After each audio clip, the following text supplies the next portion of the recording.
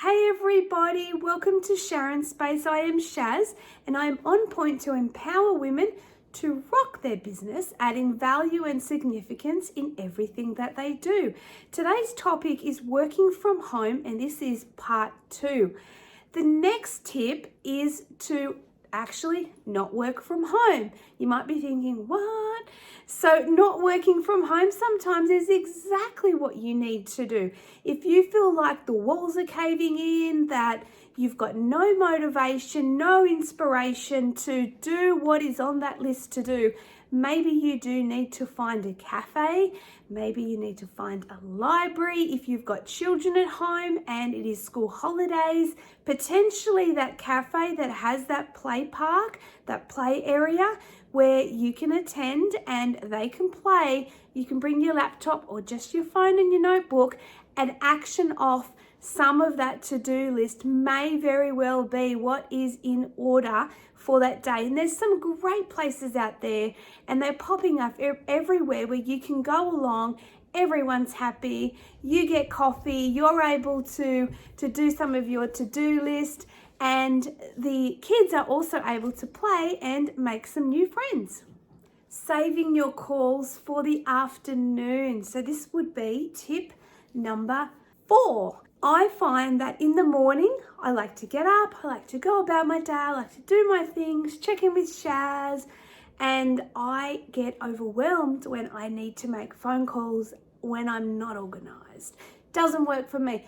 You might be totally the opposite, but for me, I like to get a few things in order and I like to save my phone calls for the afternoon because I've been able to check in on my socials, I've been able to check my email, I've looked at my diary and what's ahead for the day, made some plans, organized everything, got the hot tea ready, and I know what I'm up to for the day. Launching straight into phone calls for me in the morning does not work because what I find is that once I make a call, I never stop making the calls. So I leave that till the afternoon to do, and I put myself on a timer for that because I can be very chatty.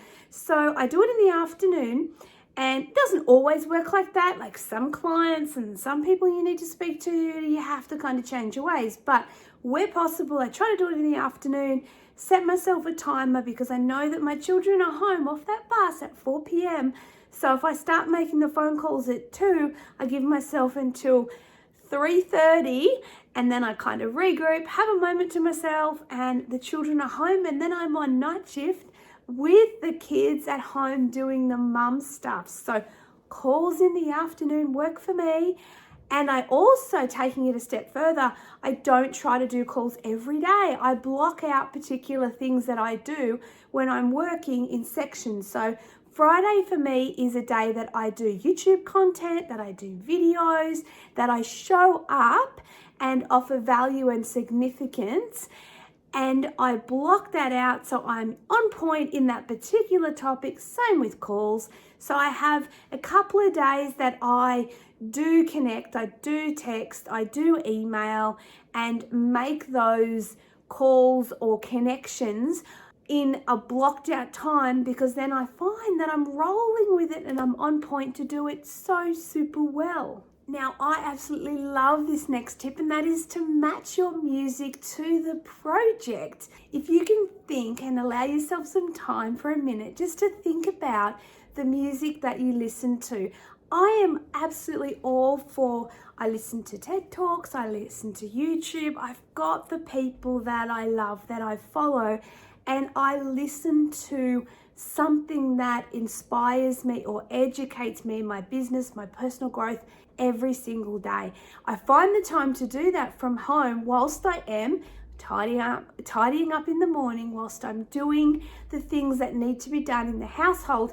I'm always listening to something. However, I think it's appropriate and I think everyone should have a crazy day and allow themselves to just get lost in the music.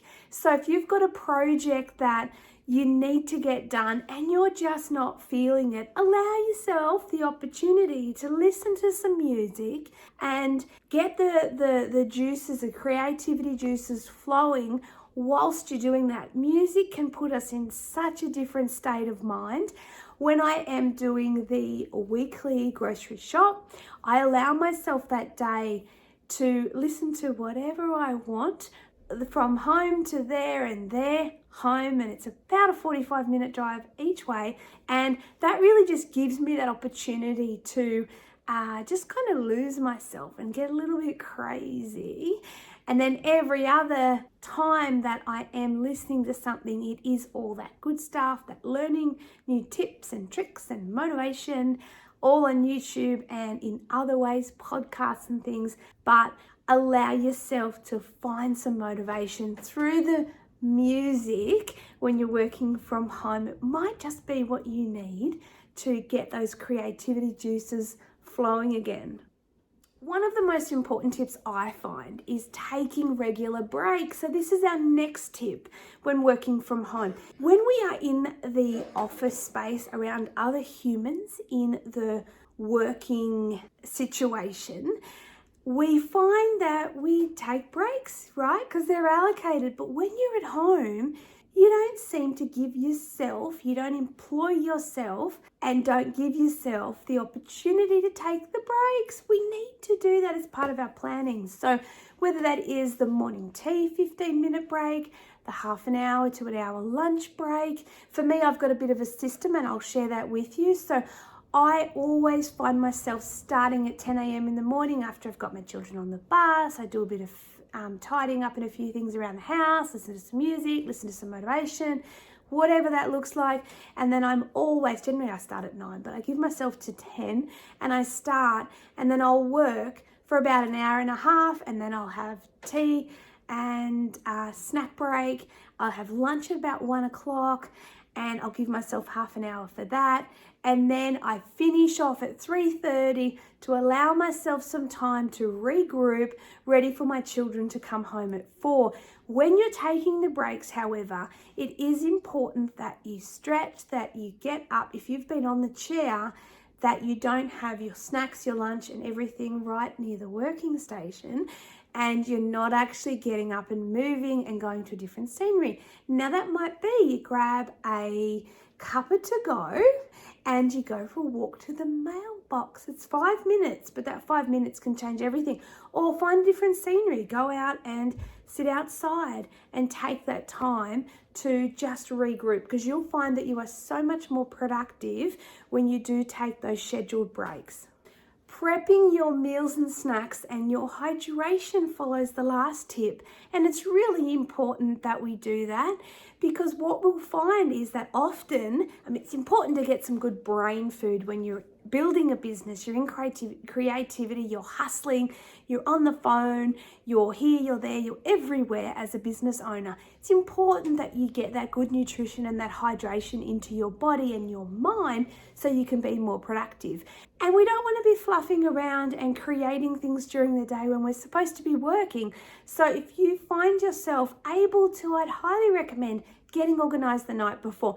Simple things to do is to allocate your water, set aside your water. So get a couple of 1 litre bottles of water, maybe put one on the bench, maybe put one beside where you work, and then you've got your 2 litres of water organized for the day. It might be that you are creating and planning and working out what you're going to have as your snacks and your meals every single night for the working week. So every night you might set aside, like you're packing your lunch, I do this, is your apple or your banana or your sandwich or whatever that might be, your bag of popcorn, your healthy nuts, and you're putting all that aside and having that accessible so you don't have to overthink what you're going to eat in those snack breaks that you have throughout the day. Lunch, I find to be one of the biggest challenges for most people. Even when they're working from home, you think it would be easy because you're at home and you've got a pantry to go to. But often we're so busy and we so want to get the job done that when we eat, we're eating the wrong things, which does not serve us. It doesn't serve our brain. It doesn't serve us being productive. And those things are like the sneaky biscuits with the coffee and those sorts of things. So Buddha bowls, if you don't know what a Buddha bowl is, let me just tell you a little bit about a Buddha bowl. I love a good Buddha bowl. This could literally change your lunch eating habits. It is a bowl or a plate, use whatever you've got, container even, and you put all of your, it literally takes less than 5 minutes to prepare. So I do this on a regular basis. It's like a go-to for me. So you've got your lettuce, you've got some carrot, you've got some cucumber, you've got some tomatoes. It looks amazing when done correctly. And so cherry tomatoes and all the goodness, like all the color, think rainbow and eat color. And then you can put cheese in there if you like, you can put chicken in there, you can put tuna in there, you can put some sort of protein in there. And this Buddha bowl is delicious, it's nutritious, it's high in protein, it's gonna make you feel good. Put some nuts and some seeds in there, and your lunch is prepared. Also too, with the snacks, it is a great way, and if you need to, with your meals and your snacks, set your timer to remind you that it's time to hydrate and time to feed your mind and your creativity side by having some good nutrition and some hydration in your day. Picking a definite finishing time. Now, this is a challenge for some people, is to choose that time and make sure that you shut up shop on that time. Now, for me, that's like 3:30. I will work till the last minute of that, and then I will finish, and then I'll regroup, I'll make a cuppa, I'll organize some things for the kids before they get home, and I'm clear-minded for when they walk in the door and all of the crazy begins, which happens. For those of you that have got kids know what I'm talking about. It's crazy at times. So that really prepares me for that. It's easy to get started a lot of the time, but we find it really tricky to walk out of that office. And I will only walk back into the office if the kids are occupied, they're watching a movie, they're doing their own thing. I might jump on my phone, I might jump on the laptop and do a few things, but I'm not committed and overly stressed about working when I've got the other priority there, because I make sure that my days when I am working are very structured and very on point, so I can do what I feel is of value to me and my values and my purpose, and that is being around for the children when they are home.